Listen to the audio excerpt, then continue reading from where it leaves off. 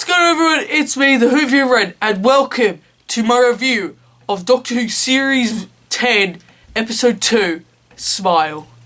Let's get into it.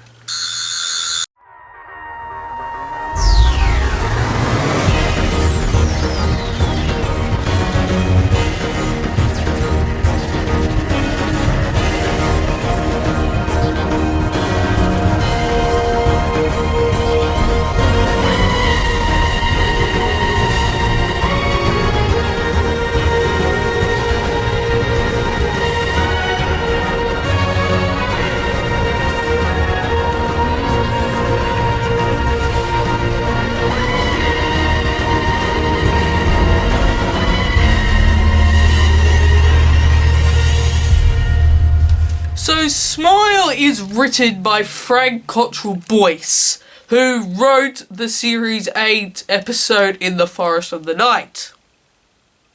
That's right, In the Forest of the Night. Now, when everyone heard this, we're like, oh my gosh, this is going to be such a terrible episode. We've got freaking emojis as robots. This is not going to fly. And to be honest, for everyone was surprised, even me. So the overall story is the Doctor and Bill travel to a Earth colony or something like that. They land there and they discover there are robots that speak emoji, the emoji bots. They also find that this is a built human colonist. But where's the colony? So they go on a sort of investigation to see where all the humans have gone. And yes, it does lead to some pretty gruesome things. So my overall thoughts of the story, it was actually pretty decent. It was actually a well-developed Doctor Who story. It was a fairly average story. So, yes, good work, Frank. You managed to redeem yourself. Maybe. We'll have a look in depth. But in other detail, you may have just redeemed yourself from the terrible In the Forest of the Night. Right. So, I liked how it was building up. It may have been a bit slow, because the real action then starts to come in like the second act. Like it's like everything's sort of slow, but I liked it building up to like what is this? What is this?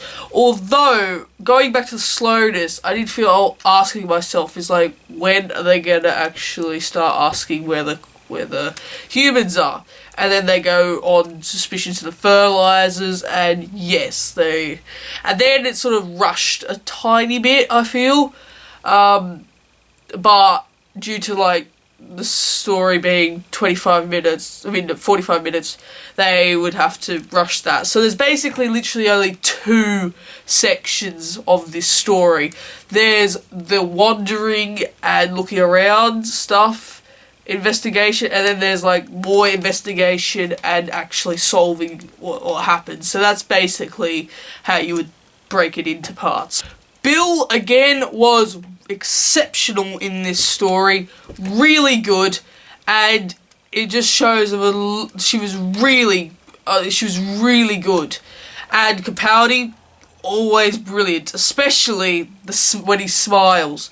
Now that is what we wanted to see. Capaldi smiling really, really smart, like really happily, and it was just when you saw them smiling, it looked like Capaldi was coming to you, and you're just gonna like rip out your lungs or something. So good work, Capaldi. You finally managed to smile. So yes, this was a fairly average story, not the best. But there have certainly been worse second episodes. Beast Below, Rings of Akatan. But yes, it's definitely not the worst, but certainly not the best. It's a very average sort of story. The main criticism that everyone has, and I have to agree with this, is at the end you find it so simple. Basically, it turns out it feels like it's all complicated with that since that woman died, the Vardens, that's what they called them. I keep getting mixed with Vardens and Byrons, Big Finish and all that. The Vardens have no idea what grief is, and they think it's an enemy of happiness. So if anyone is grief because a relative's died, they will kill them. And so basically it turns out the only reason why they're killing them is because they don't know any better, because they think grief's their enemy.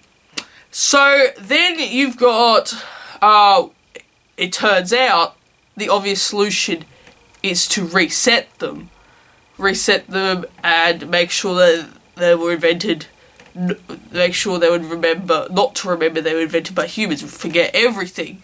And yeah, it was very simple indeed. It just really felt way too simple to go all through all that to find out all you have to do is press the reset button. Yeah, no, a bit of a cop-out, I'd say. But on the defending side, this was the second episode of Series 10, and the episode before that was the pilot, and that was totally different. So I get that why they did such a simple story, because it was the second episode for newcomers, basically.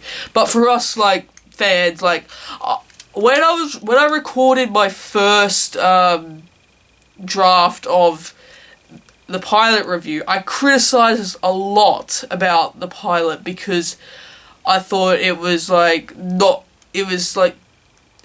very different. Like, I didn't like it.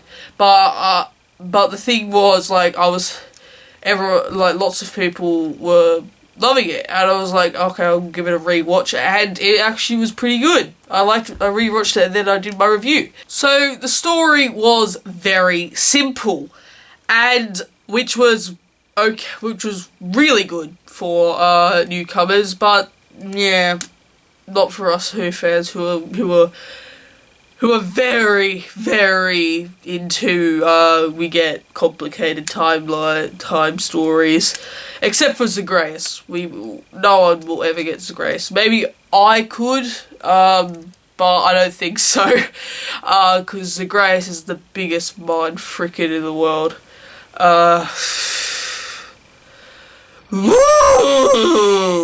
So now my favourite clip or quote or scene or whatever, it has to be the scene where the Doctor runs back to the TARDIS with Bill, and he's saying her to entertain herself while he's gonna go blow up the building and the structure, and he's just like, I have broadband, so go watch some movies. And as he's running away, he yells, and stay away from my browser history.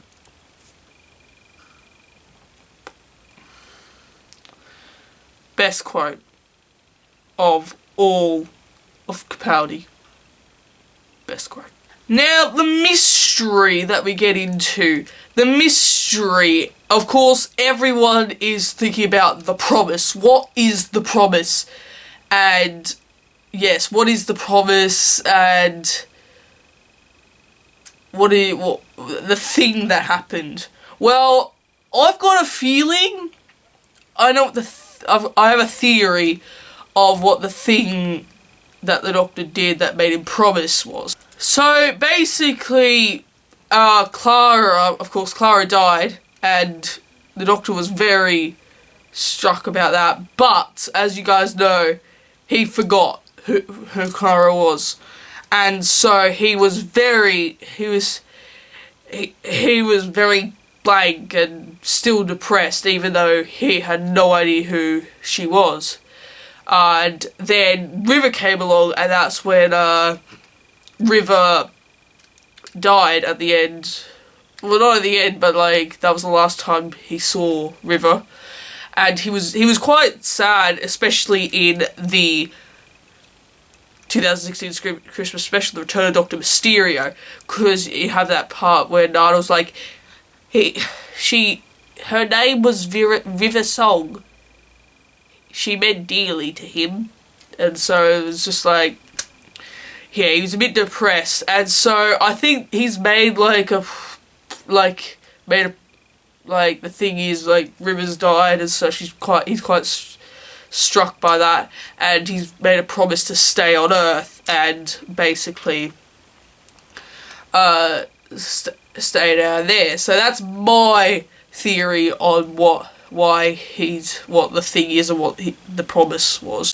So this story reminded me of two other Doctor Who things. So it's first off, I will start with the Happiness Patrol. The reason why this reminded me of the Happiness Patrol is as the emoji bots that in the pre-title sequence, I was watching it, and it showed, of course, the emoji bots attacking the two women who were basically crying, and they were just they were crying, and they were trying to say, keep smiling, keep smiling, keep smiling, don't cry, or don't be sad, and then they just die when they cry. And that reminded me, Happiness Patrol. So if you guys don't know what the Happiness Patrol is because you haven't watched the classic series, oh my gosh, why haven't you watched the Happiness Patrol? I know it's not a very great story, but it is dark as crap, I swear to gosh. This is actually quite a dark story. Really quite dark. So the Happiness Patrol is where basically there's this government that rules Terra Alpha, okay? And basically, if you are sad, they kill you. Yeah. So that's a bit dark. So, yes, that's what that reminded me of, because the Happiness Patrol, it is a very dark story, isn't it? And so it was like, is this going to be a tie-in to into the Happiness Patrol, like they did with the Movellans in the previous episode? Maybe have a reference back to the classic series, like maybe at least it would have been nice if you could reference the Candyman or something like that. But that would have been nice. The next thing that reminded me of something was the Big Finish audio, The Cannibalists, which is part of the 8th Doctor Adventures. So, yes. What the frick was that? So, spoiler warning for The Cannibalists. If you are intending to listen to Big Finish and the 8th Doctor Adventures, The Cannibalists,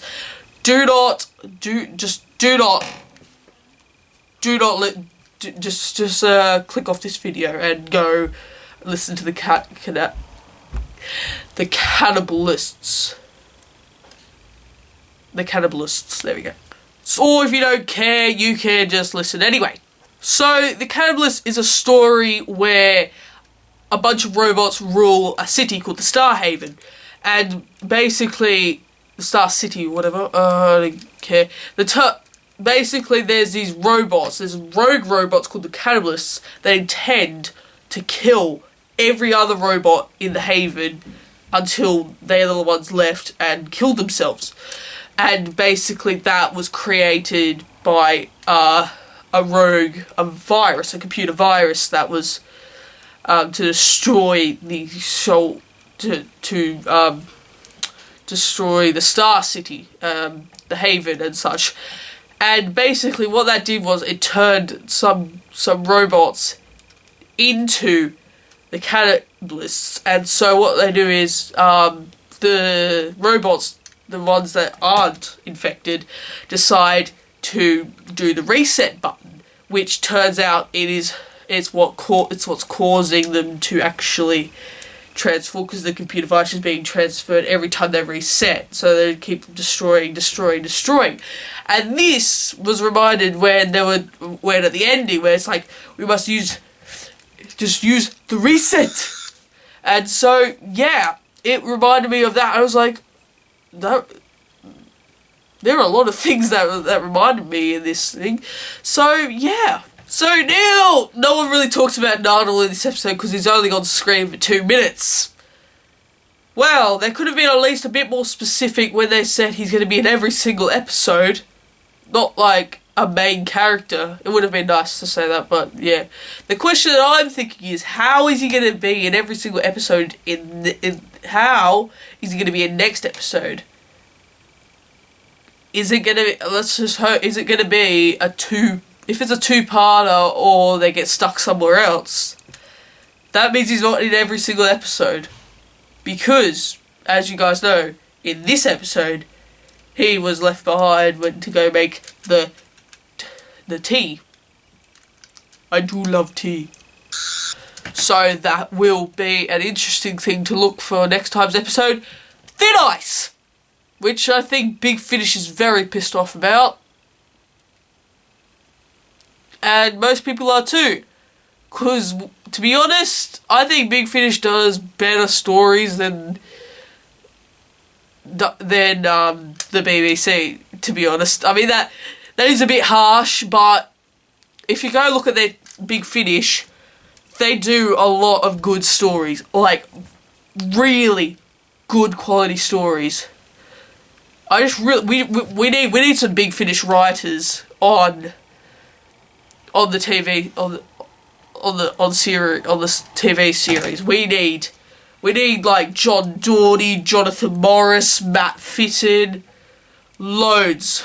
We need loads of Big Finish writers, because I think they could probably do it. Like some of them, I think John Dawdy wrote Fallen Angels, and he managed to pull up the Whippy Angels on audio. On audio, do you know how hard that would have been? He managed to capture the Weepy Angels that you could only see, no hearing, no nothing, on audio. And that's how it makes a brilliant writer. Capturing something on audio. Brilliant. Just brilliant. So, thank you for watching my review. This was a little improved, a little improved review from the last one because I was stuttering a lot. The reason why I'm a bit more non-stuttery is because I literally just rewatched the episode, and so I was thinking all about my thoughts, and so now I'm just sort of blurting them all out. So now I have a bit of an issue. I'm going back to school tomorrow because it's the end of the holidays. Great. And then I've got NAPLAN, which is this Australian sort of thingy. And so this is my final NAPLAN, so I have to do really good, otherwise I'm not going to get good HSC and all that. So there may be not few videos. There definitely will be reviews of every episode of Series 10. They're still happening, but there's going to be probably a little decrease. The Series 10 ones will maybe coming out like a week after that episode's aired due to like school and stuff. Like I just get really tired and all that. And yeah, so apologies if like those are like literally come out on the night of the next episode, which happened to be with my pilot review. And yes, so thanks for watching. Be sure to leave a like and a comment. Make sure to subscribe. Make sure you do that. And check out my social media down below. Leave a like and a comment and all that. And yes, so thanks guys. I'll see you guys next time. This is me, the Whovian Reds, signing out. Goodbye.